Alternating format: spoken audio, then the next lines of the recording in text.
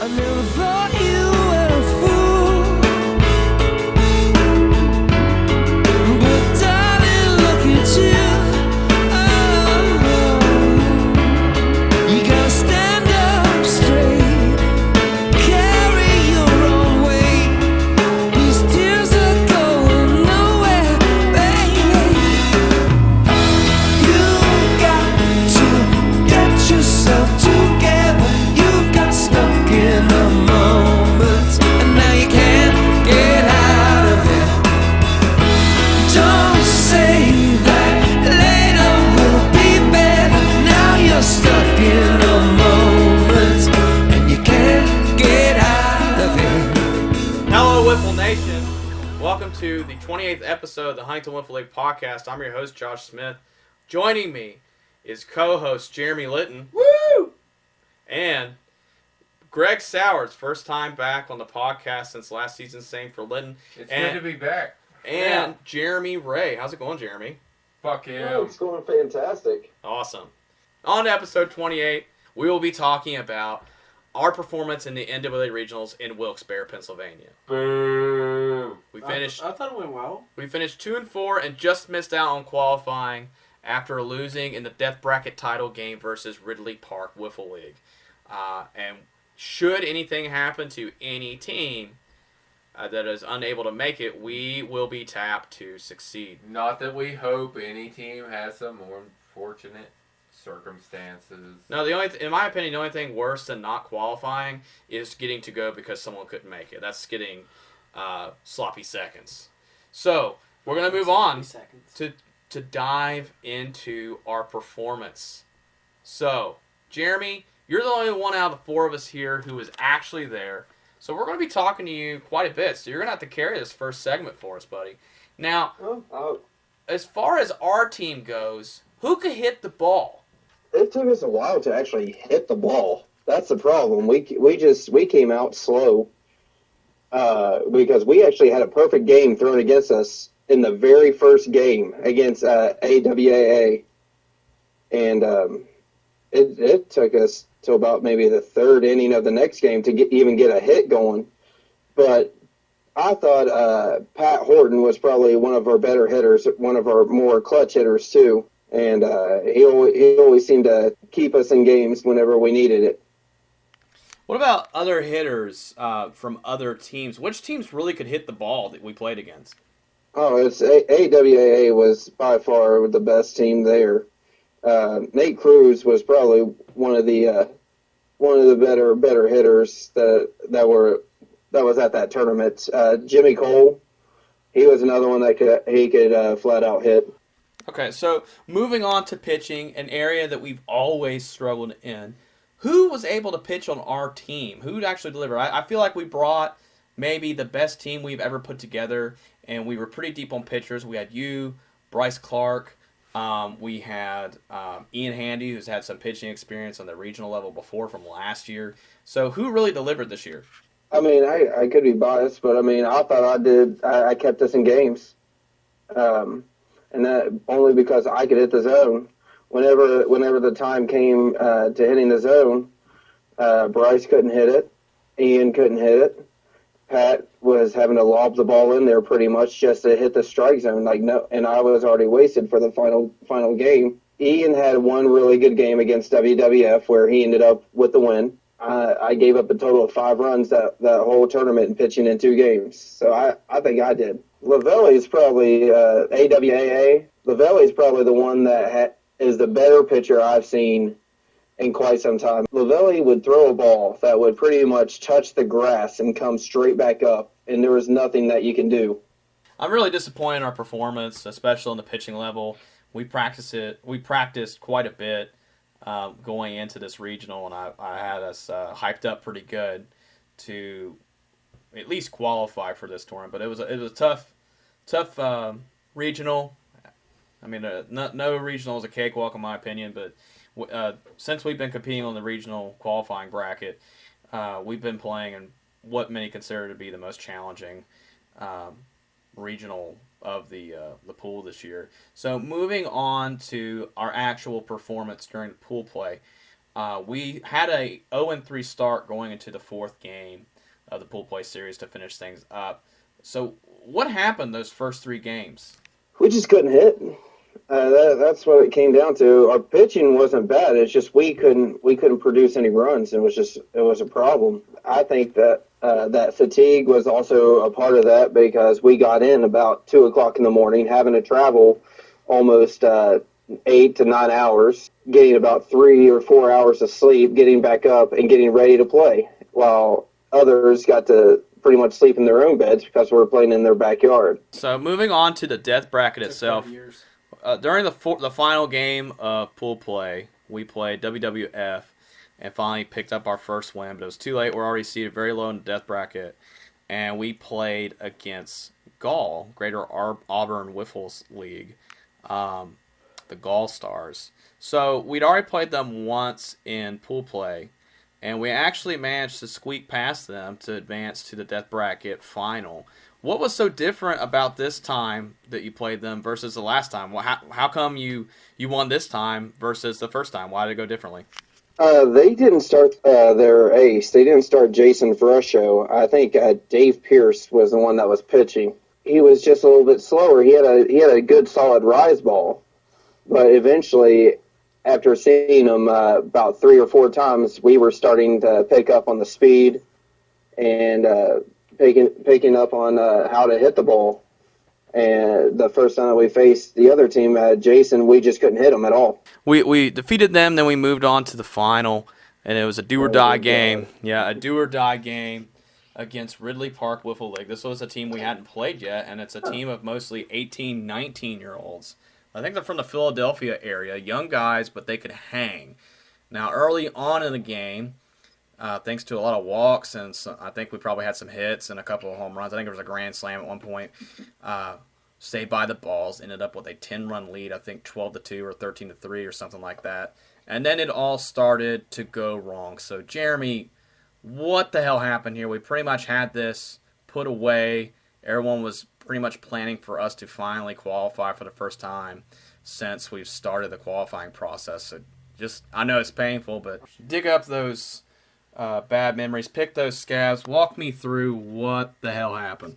There's issues on both sides of the ball. Honestly, we got way ahead of ourselves. We got too relaxed, and I mean, we just stopped hitting the fucking zone, and it was just frustrating. It was frustrating to sit on the sideline and watch walk after walk after walk, and not being able to do anything about it other than tell them to lob the ball. And it's a problem if you can't even lob a ball in there to where they can at least just hit a ball. That's a problem on our end, and that was no bueno. The problem is that we stopped hitting the zone. We got way too comfortable with a 10-run lead, and there's no excuse for going up 13-3 and still losing. We stopped hitting at that point. We stopped playing, and they didn't quit, and that's the problem.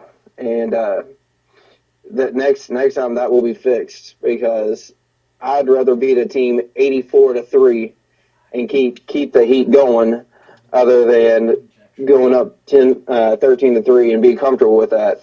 A lot of other players on the team are really passionate about those calls, and I just want to ask you, before we even get into that, do you think those calls really affected whether or not we qualified or not, or do you think it was just our performance? I mean, you could argue that, starting 0-3 in pool play was already foreboding as it was, and then, having accuracy issues. I mean, can you really blame those calls for why we're not punching our ticket for Morenci, or do you really subscribe to the fact that those calls are why we aren't going, or it's not, or are you somewhere in the middle?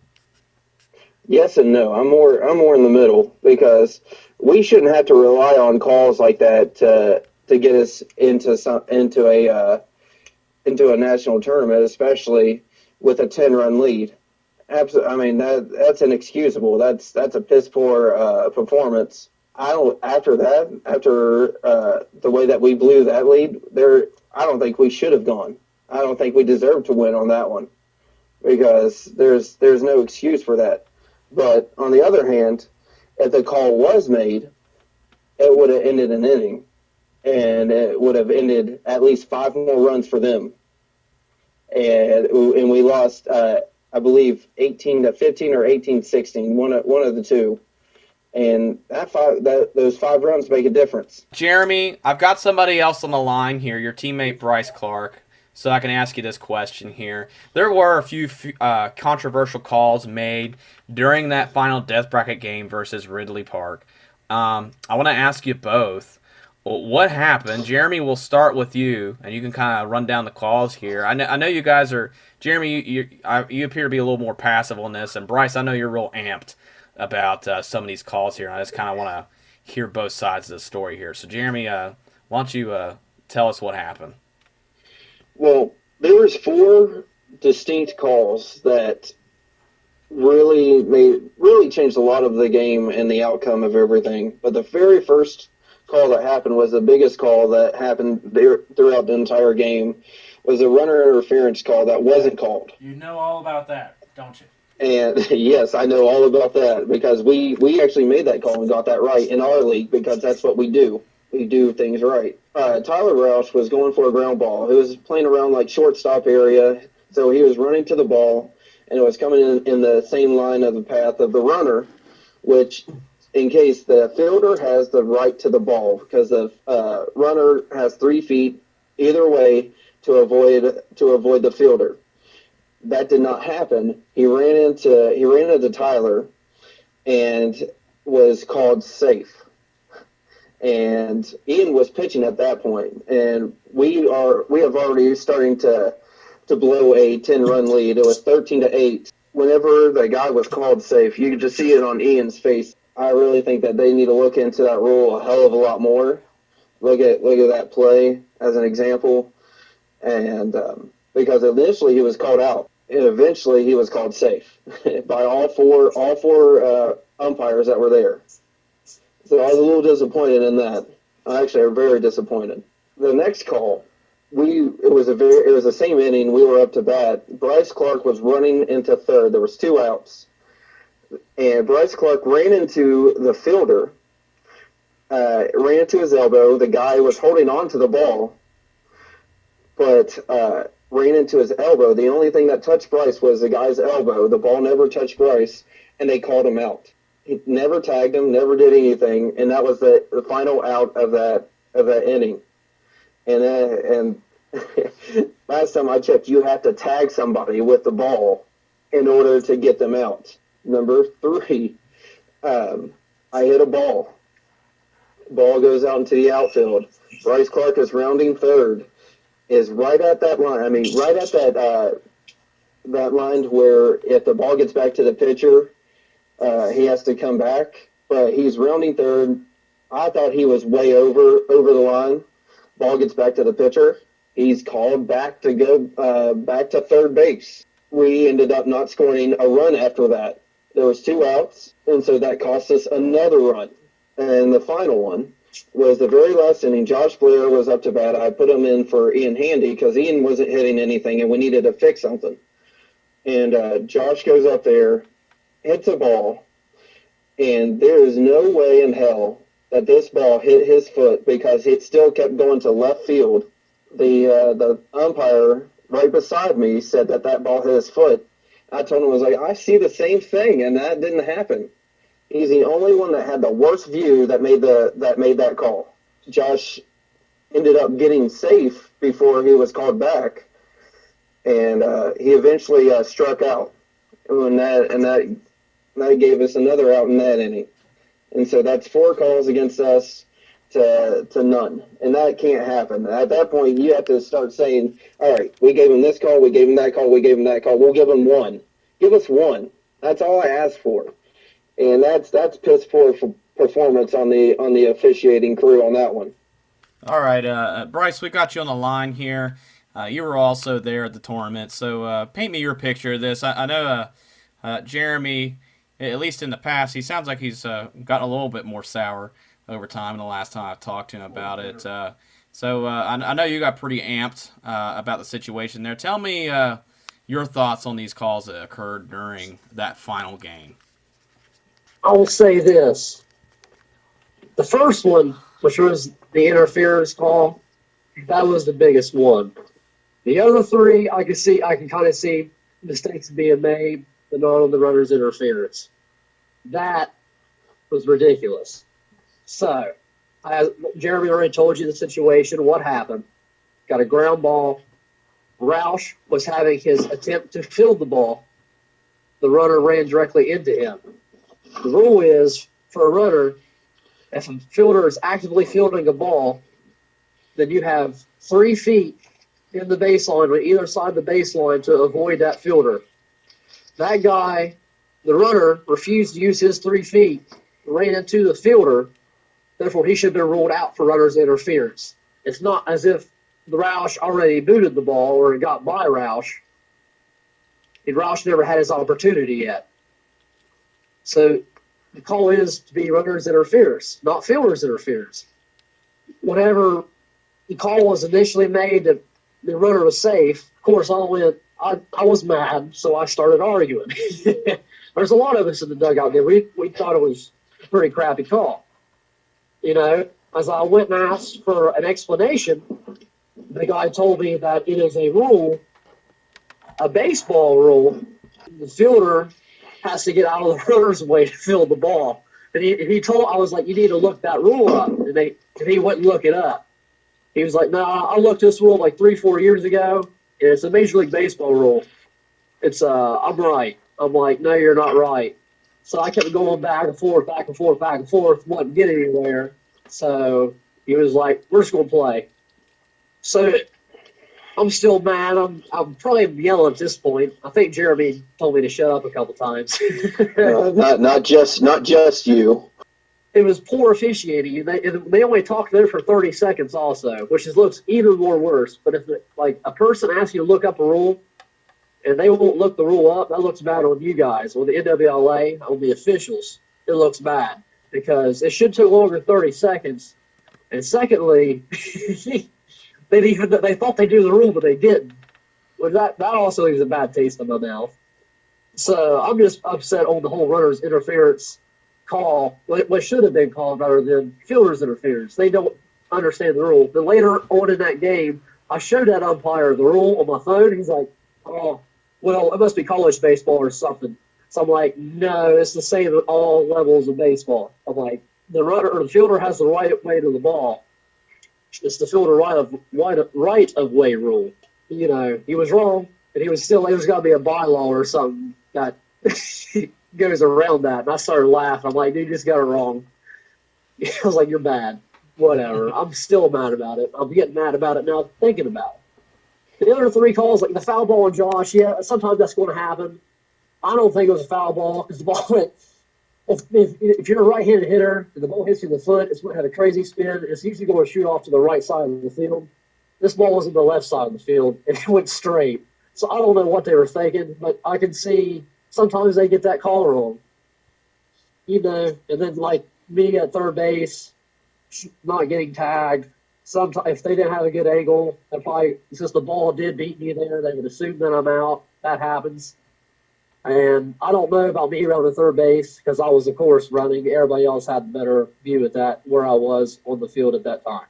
The umpires there would take time to figure it out. Everybody on our side was yelling, and the people who was running that tournament would not come out and set the record straight when they could have. They had that opportunity, and they didn't do it. It was poorly ran, and I'm upset about it. Pretty scathing words there. Yeah. Some would say undeserved, but some would say poignant and necessary to say. So, having went over probably the roughest part of the content of this podcast, we're going to go and talk about the overall thoughts on the regional itself. This regional was not the one we went to last year. We went to Morenci to play in the Midwest Regional. Last year was the East Regional. And this ballpark, Diamond City Park, was built a few years ago with a grant from PepsiCo for about $10,000. Kevin Sickle put it together. It's one of the most sought-after fields to visit and play at in the country. So I kind of want to know what your all's thoughts on the venue was. They only have one really good field, which is the one the championship game was played on. Meaning had the green monster left. I can't remember what old field was in the center field. They just had like a shallow right field. I mean, it was pretty neat. I mean, the field itself was very nice. They just had one really nice field. The other field was whatever. Just a normal wiffle ball field, just how we set up our temporary fence and whatnot. But they actually had fence. Same thing. But the one field was really nice. I'll give them that. Out of all the places that I've played at, I mean, it was neat. The green monster was pretty neat to play on. I still really like the Columbus fields that were there with the breakaway fences. I like that a hell of a lot better than I did the green monster. The overall, I think Brice kind of gave me his thoughts on this, but the overall event being ran, we're in our first year post Gallaway. Gallaway didn't really run it last year. He sort of let the committee take it over, but he still provided the capital and the staffing for it. Now we're in the first real post-Gallaway year of this tournament. So how do you guys think this tournament was ran? Poorly. I mean, it's been ran like every other tournament to me. Like I wouldn't say poorly. I just think someone might be a little bit bitter still.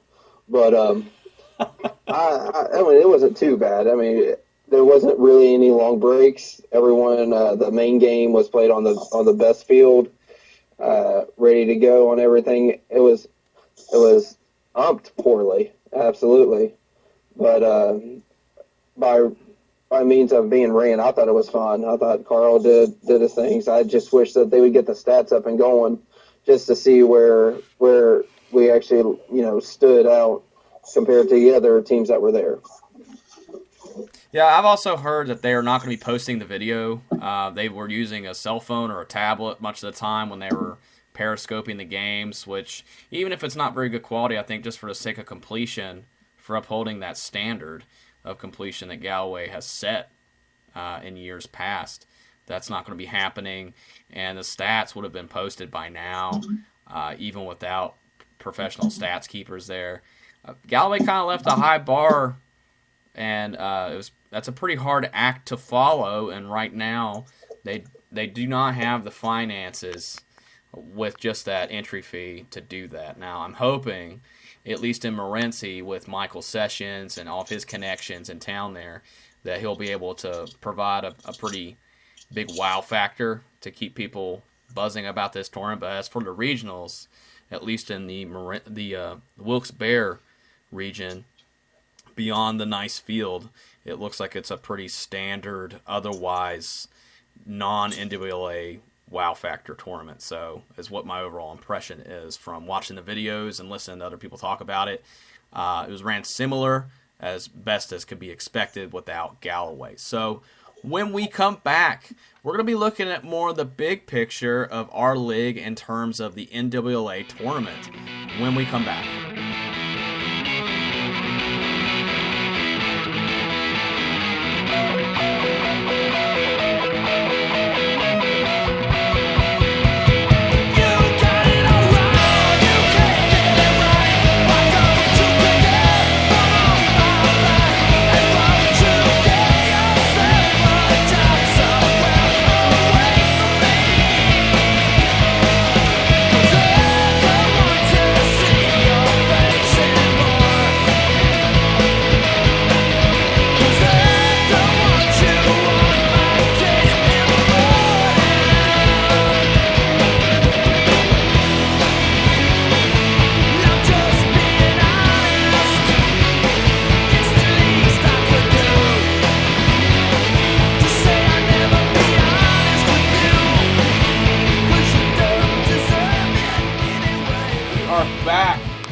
Brice Clark is on the line. Greg Sowards and Jeremy Litton are joining me here with Jeremy Ray to talk about the big picture regarding our league and the NWA tournament itself. So guys, I'm going to ask, what did we do wrong this year? Is it the same thing we've done in the past? Jeremy, your thoughts? Well, I think we took Jeremy Ray again. And this has been an issue since day one. I mean, I think Drew McClanahan did great that first year.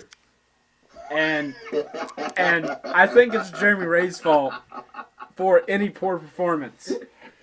I didn't throw 21. I didn't give up 21 runs in one game. I haven't given up 21 runs since I've been in the NWLA. I have some feelings on this. I think part of the problem is we're not cutthroat enough to just take the players that need to go to win a championship. We take some guys we like that I don't think necessarily need to go. If we have one or two more players that are of that elite status that we should take, that we need to take, I think the problem is a lot of times we kind of get mushy and we let guys go that aren't the best because we're afraid to tell them no and upset them. Like Jeremy Ray? Not like Jeremy Ray. I think Jeremy Ray is one of our best assets with his experience in the game, and he is partially talented. Wow. I'm just kidding. He is a great asset in talent. He's a great asset in experience and in knowledge. I think we're not cutthroat enough when it comes to pitching. You know, when a guy walks the bases loaded and then walks a run or two, he's done. It's time to cut our loss. I'll tell you why Jeremy Ray isn't cutthroat enough. It's called slow pitch. We went to slow pitch. That's what's caused our sluggishness in the last couple years. I don't agree with that. I think slow pitch on our end slow pitch makes you slow. I think we're meandering, and we're going to stop that. To counter Greg's point here, I don't necessarily agree that we took players who couldn't compete. I think there was hardly any foul on this team. We, in my opinion, built the best team we have ever built for an NWLA event, even eclipsing the talent that we took on the 2014 team. We had more practices from the proper distances. I think we had over a half dozen practices going into this thing.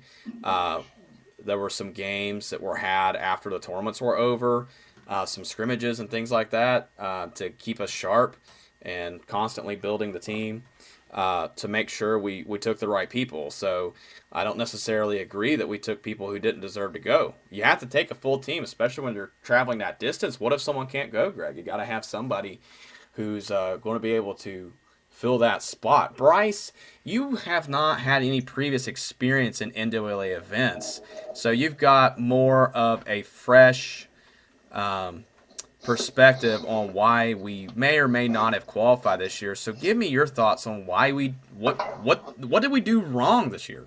I think we could take a better rate, but not everybody was available at that time.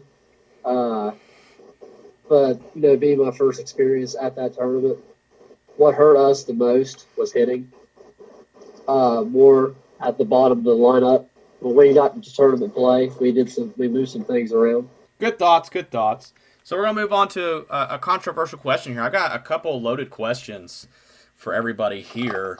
I think everybody really knows my feelings on the NWA tournament as a whole. My love for the NWLA as an association will never wane. We've been a part of it since 2012. This league since its inception. We joined it, I think, in 2007 when it started in our old league. So I've been involved with this association for 10 years, Greg and I. And I love it. But the tournament has always sort of been a very divisive subject within our league.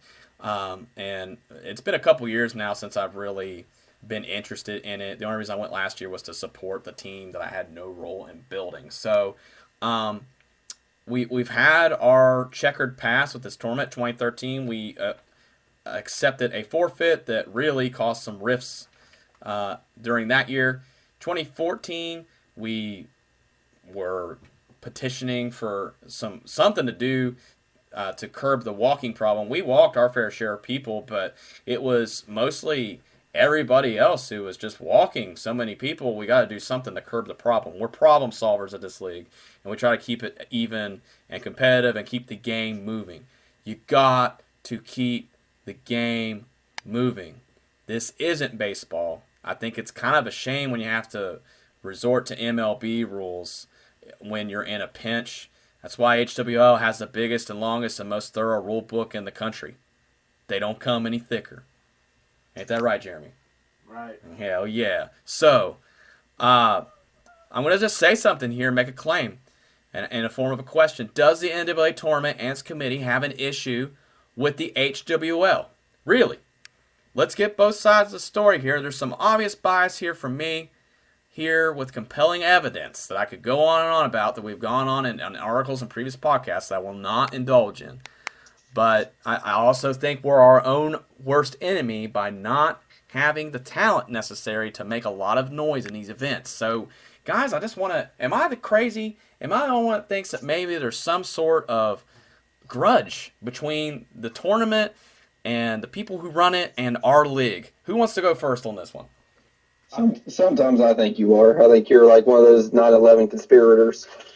With a lot of evidence, I mean, it could say that they do. I really personally don't think they have a grudge against us. We just always are on the short end of that stick, and anything that would happen would involve us. It's just like we just have a curse over us right now, just kind of like the Chicago Cubs did for the longest time until they finally broke that curse.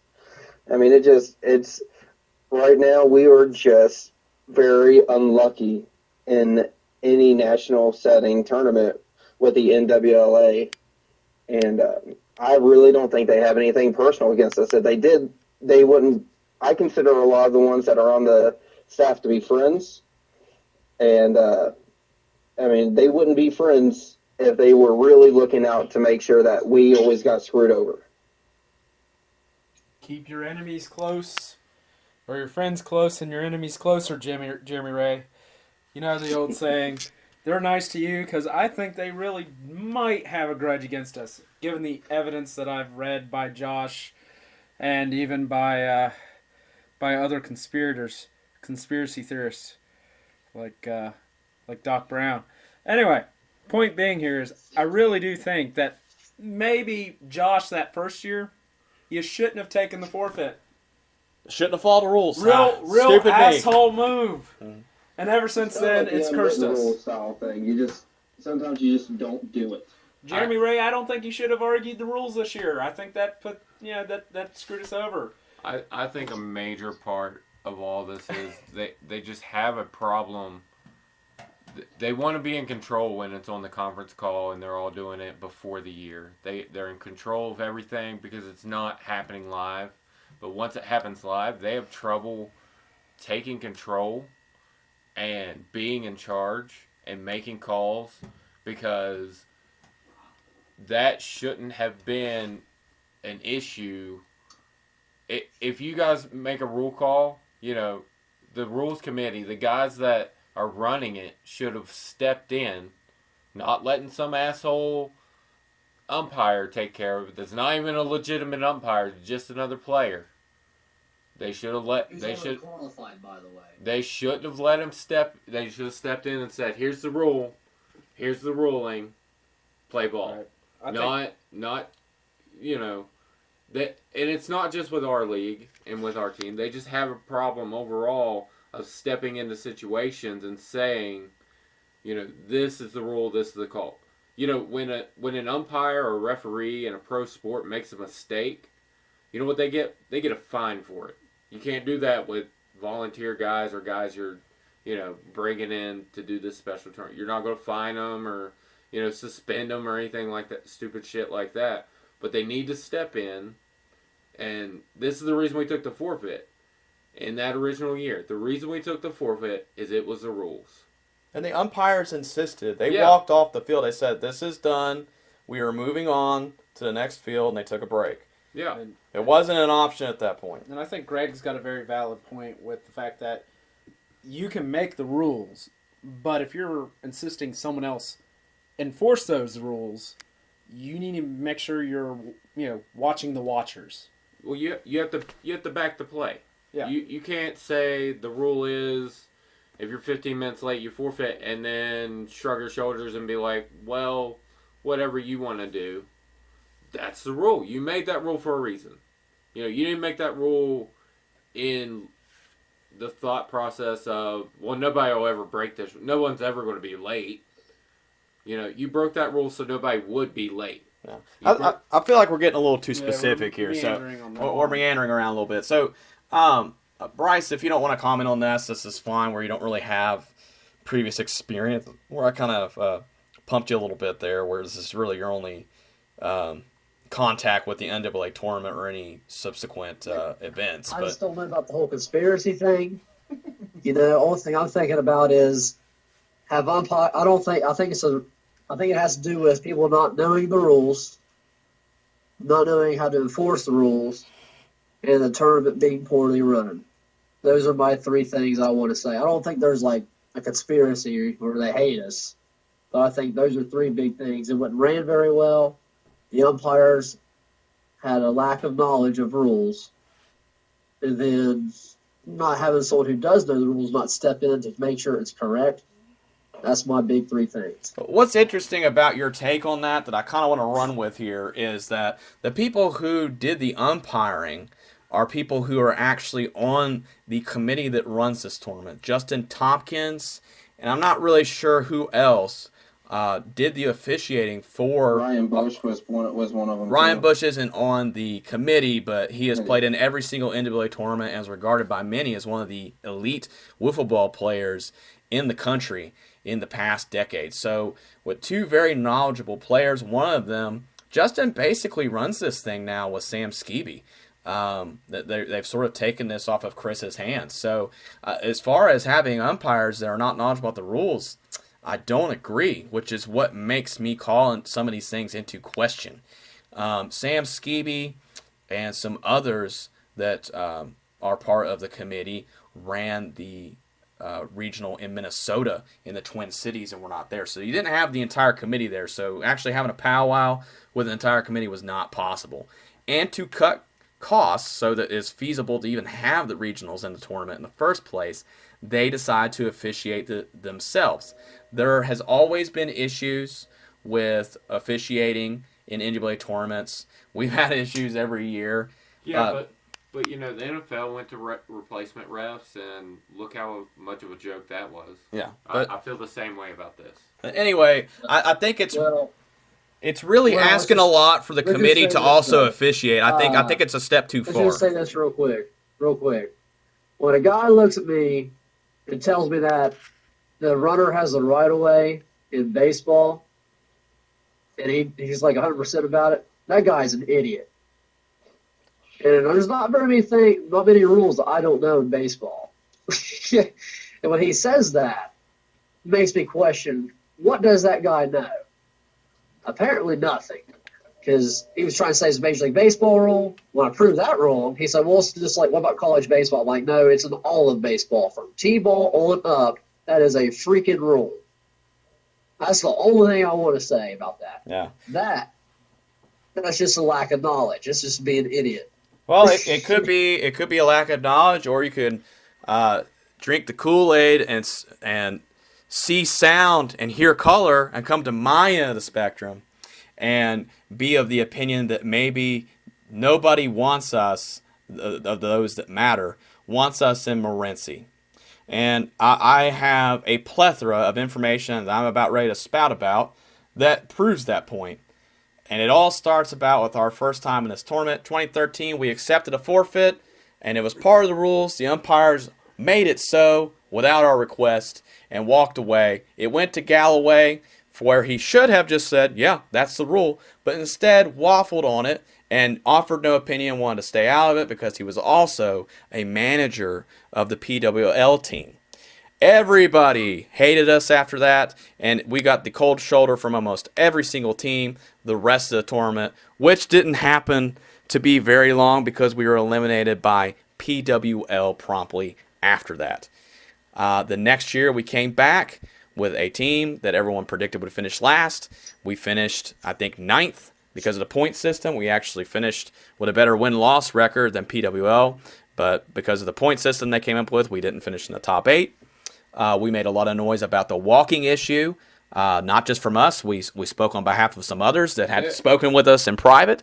And then the 2015 season is when Tompkins executed his really revolutionary idea of the regional qualifier to try to spread the NWLA experience to areas that may not have been getting it otherwise, and trying to expose this tournament to other leagues to get them introduced to it to increase competition. A fantastic idea from the start. And then a lot of roadblocks prevented us from getting a team together. We were already experiencing some issues getting a team together on our own. And then as soon as we dropped out, the stipend idea came out, almost like they were waiting for us to drop out, which really pissed me off. 2016, we get a team together without my support as far as building it. I went just to watch and to support the guys. We had a couple really shit calls in that Leroy game that led to us not qualifying for that. That's pretty much as unassailable is why we did not play in Columbus last year. Having said that, I will admit this 500 times or more. Leroy had the better team in Columbus. They finished in the top 8, shocked a lot of people. We did not have the team to shock anybody. We had a pretty piss poor team. But the fact is, we did not punch our ticket to Columbus because of a crucial shit call that Leroy pissed and moaned about, and the umpires eventually went their way on it. Now, that brings us to this year, where we had 4 incredibly shitty back-to-back controversial calls all in the same game. And I also kind of go with Jeremy on the give and take rule. The blind squirrel has to get that nut eventually. Why are we 0-4 on close calls in a tournament where we are playing a team who did not meet hardly any of the prerequisites to be competing in that regional in the first place? No website, no statistics, no game video, no nothing. Ridley Park should not have been allowed to play in the regional, period. We were eliminated by a team who did not meet the prerequisites to play in the regional tournament. And it's for this reason, and several reasons aforementioned, of this tournament's incapability or unwillingness to abide by their own rules to the full letter, that has led to teams not getting the full experience as designed for this tournament, namely ours, speaking from experience. Now, that is quite the indictment. Does anyone have any challenges to that? I think they're really nice people. You shouldn't be so mean. I'm not being mean. I'm friends with these people and talk to them frequently. I just am saying, as far as a character, it's a character thing. My big thing is, though, I mean, still, you take away those crap calls, they're not in the same league as us. They're not. We would have been up 13-7 at that point, I believe, if we would have got out of that inning with the interference call. We had the top of the order coming up. We would have got those runs back easily. Ian was in a group pitching well, and that would have been game over. We would have just rode Ian's arm the rest of the way. We would have scored 2-3 runs here and there. They probably would have never freaking scored. It would have been game over. But due to that call taking us out of our focus, we were so hung up on that one call, they were able to chip away at the lead. Ian wasn't no longer able to focus because he's mad about that call. He didn't hit the strike zone. Then we had to put it in injured Pat Horton to pitch. It just changes the whole scope of the game. Yeah. What it didn't need to be. I guess that's the big thing. I guess my main issue is we have a talent issue in our league. Maybe we don't deserve to qualify for Morenci this year. Clearly that's the case, at least at the beginning. We had an 0-3 start. We didn't have the team, apparently. But then I just find it extra insulting, insult to injury, that we have 4 horrible calls against a team that, by definition, according to the prerequisites as determined by the committee, that we are eliminated by such a team who they've willy-nilly allowed to play and compete. And to do the disservice of making horrible calls again and again on the heels of previous history with our league. We may not have had the talent, but we at least met the prerequisites. We have been playing by the rules since 2013, and we are getting bent over the barrel again and again. And we've had these issues before in previous years, but I think this is unabashed collusion. Yes, I'm drunk, but that's okay, because these are my feelings, and we talk about feelings when we're drunk, boys. All right there, Alex Jones. You need to calm down. All right, so let's move on. Please. You know what? I rambled on quite a bit there, but I really do think there's some food for thought. What other league has experienced such bullshit with this tournament? So I don't know. I do have one. I challenge you. Point out another league that's experienced the same amount or more bullshit directly than this league. So we'll move on to the next question. When are we going to host the regionals? No. Oh. The next question is going to be, what do we do next year to finally qualify for this thing? Or is it time to pack it in and stop chasing this? Brice and Jeremy, I'd really like to hear your thoughts on this first. You go first, Brice.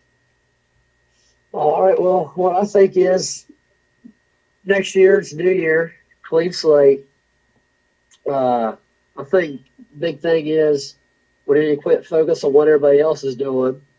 Just go and play wiffle ball. Who cares? There's part of it, this is still wiffle ball. It's for fun. I still like. We want to win, obviously. Maybe we're taking it a little bit too serious. But maybe not worry about people not following prerequisites. Blah blah blah. Quit worrying about what the umpires are doing. Just control the things we can control.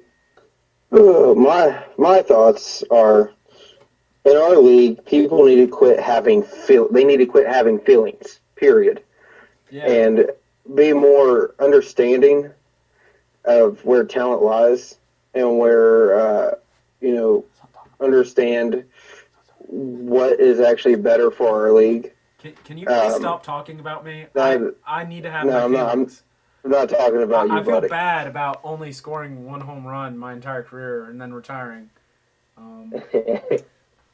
But what I'm going to go with on that is that we need to also focus on, especially with pitching, understanding that they are going to walk. If you cannot hit that zone, they will sit there with the bat on their shoulder. You have to take speed off of your pitching just to hit the zone.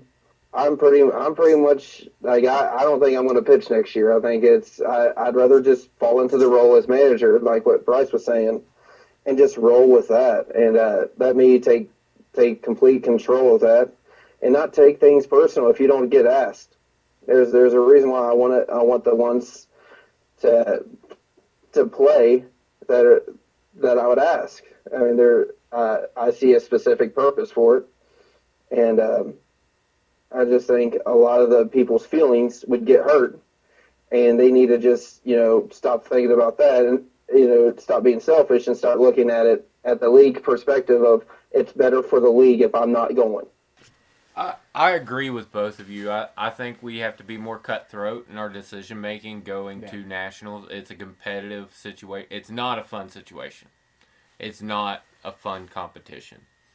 You're not going up there to have fun. You're not driving 9-10 hours to have fun. We need a manager that is not a player, because in the past we've had guys that were on the team and managing it, and it's hard to make those decisions when you're one of the people out there playing because you're focused on playing. We need people that are strictly have, there are roles for everyone to play on a team going to nationals. There's some guys that they're just there to pitch. There's some guys that are just there to hit and field. If that's your position, you need to know that going into it. You need to know what you're there to do. I think what we're all trying to say here is we need to build the right team. But for what I believe that this league has had a turnover problem season to season. We had more return players this year than what we've had since 2015, which is a good start. But where we basically hit the reset button as far as players go, and I don't know why that is, it's definitely not a choice. That just seems to be what happens. It's your abrasive personality, Josh. I don't run this thing, so I don't It's buy so that. your I think it's a personality. lot of single guys, a lot of guys with trouble with commitment. Yeah, Yeah. maybe. But where we don't really Don't know, use the C word, Greg. we don't know where the talent is on the individual basis in a lot of cases. We knew a lot of the guys on the Mothman were good. Jeremy had the experience. Jeremy was really the only super experienced person on this team, and there were a couple people that went to regionals last year, so that's pretty limited experience. So we need to get a better gauge on who has the talent and can they come. And I think we took the 8 most talented guys who were available to go this time. Now that's hard to do when you're having to travel 8 hours one way to the regional. So in a way, the isolation this league experiences geographically does not do us much credit, which is kind of one of the many reasons that I am saying maybe it's time to pack it in. We have played 4 times now, and we've had mixed results. We haven't qualified since the qualification era has started. We finished dead last the first time and finished about the middle of the pack at our high water mark in 2014. We are what we are in various forms throughout the years. We've been about the same talent-wise. You could say, oh, if we weren't playing slow pitch this year. Well, that's what the practice is for, okay? And a lot of other factors that led to us just not having the talent, just the raw talent. We brought a younger team this year, which I think helped us. If we would have brought the same team we brought last year to this, we wouldn't have won a single fucking game. I think we can all agree on that. But The team from the nursing home? I think unless we are serious about building this team next year, we should consider taking a year off or packing it in general. As for me personally, I packed it in a couple years ago. And it really just depends on the morale of the people who went this past year and the bad taste in their mouth, as Brice talked about, if they are going to even be willing to go next year. So this is something we'll just have to see as the season develops next year, and what the NWA tournament's going to be doing during the qualification process. So I don't know, but I think we're all in agreement that we just need to build a better team, a leaner team maybe. So One without Jeremy Ray. the NWA tournament is not in our future for 2017. So what are we going to do now? Are we going to focus on the London tournament? Are we going to do the Amy for Africa tournament in Ashland again in August? Jeremy, you're the big tournament guy. Every time we participate in a tournament anywhere, you're there. So what are your thoughts on this? Well, I, for one, won't be going to London. I know that there's a couple of teams going up to London from our league, and I think that's fantastic. And but the Amy for Africa, I'm really looking forward to doing. And there's a fast pitch segment that's 42 feet, and I am trying to drag Drew McClanahan out of retirement for that. So just to wrap this segment up, if one of the teams is unavailable to make it to Morenci, we will then be tapped as next in line to be going. I just want to know, is there a contention plan in place to where Saved by the Balls is ready to mobilize should that occur? Or are we, since we didn't qualify, there's no plans to be going to Morenci? So, Jeremy, you're kind of the captain of the team here. I know, Brice, you're sort of one of the ranking members on the team here. What is the answer to this question? It's a burning question. We're going. I was going to say, we really haven't talked too much about it because once I was told that the other team was going, you can't see the quotes, but that we pretty much just started looking for other tournaments and looking for something else to do. But, I mean, as far as who's willing to go, I mean, I'd be willing to go instantly, only because I can. So it all depends on how many people we can actually get to go, and how much leeway they would give us, because, giving 48-hour notice and having to get hotels and everything else like that, that's going to be a bitch to do. That would be downright cruel, in my opinion. It would be. Absolutely. Then they would just be, WSEM would be housing us at that point. It sounds like there's not really an organized contention plan to get the team there should It's that not happen. organized. Still waiting. We don't know if they're going to go or not. So First team drops out, sooner we know, sooner we get it figured out. Here's my thing where the team that's most likely to drop out, they're really young and they're having to have a GoFundMe or whatever to get the money raised.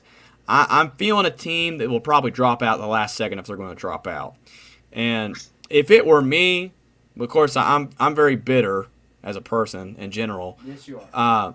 The last time a team dropped out that I was there for was the Mississippi Yard League in 2014, and it really fucked up the pool play and really kind of put the tournament committee on its heels to really regroup and find out what they're going to do.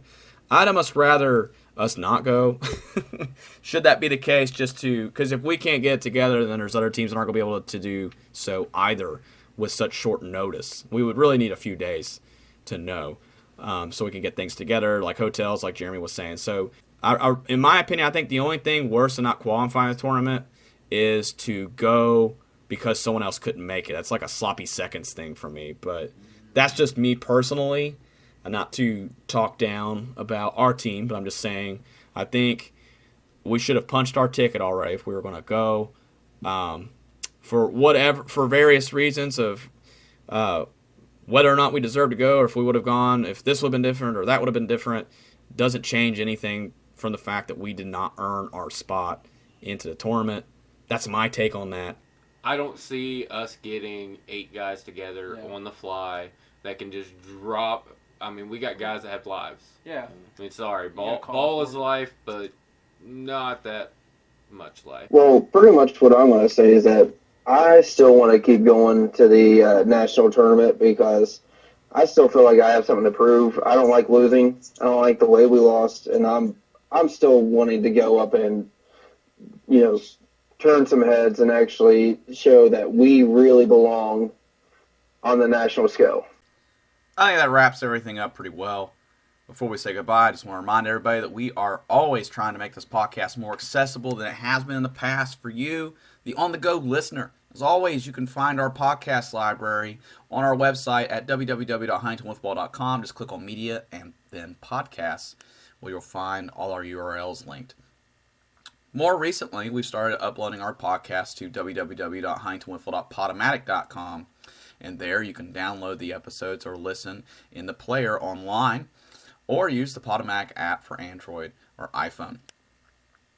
You can also find us on iTunes. If you go to your podcast app, you can download our latest episodes there or listen. So find them in the iTunes store or use your podcast app on the iPhone. Search for Huntington Wiffle if you cannot find it otherwise.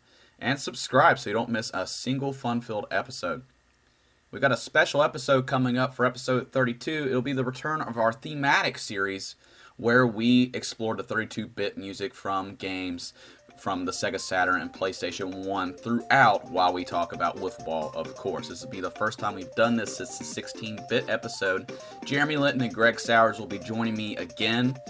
They joined me on this episode unexpectedly, but which was a pleasant surprise, but I was planning on it being the return of the original members of the Huntington Wiffle League podcast, so we'll definitely have another reunion for that episode, and it's something to look forward to. As always, if you want to be a guest on this podcast, just let us know at huntingtonwiffle@gmail.com or send us a Facebook message, and we'll get you on here. Signing off for Greg Sowards, Jeremy Litton, Jeremy Ray, and Brice Clark, I'm your host, Josh Smith. We will talk to you soon. Bye-bye!